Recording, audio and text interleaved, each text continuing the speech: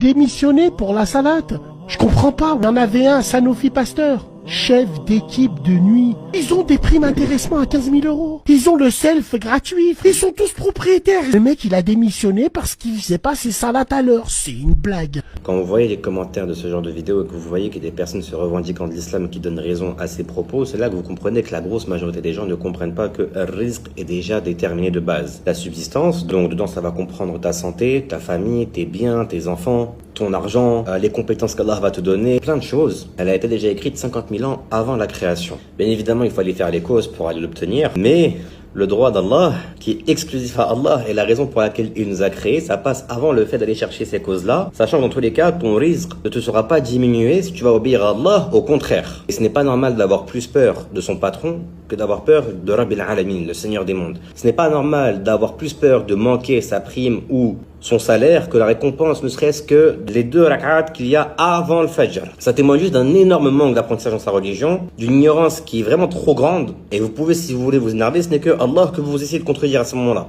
Et quel triste sort pour celui qui essaie de contredire le Seigneur des mondes. Ce n'est pas normal pour le musulman de manquer ses prières à l'heure. Ça veut dire que bien évidemment, il y a un temps durant lequel tu peux prier Dhuhr jusqu'à un certain temps, l'Asr jusqu'à un certain temps, le Maghrib et l'Isha jusqu'à un certain temps. Mais ce n'est pas normal pour celui qui rentre le soir de rattraper Dhuhr, l'Asr, le Maghrib et l'Isha dans la même heure. Sachant qu'il y a également des facilités de pouvoir prier 2 prières au même moment. Et ça va beaucoup servir pour ceux qui auraient peur de ne pas pouvoir les faire dans leur temps en partie.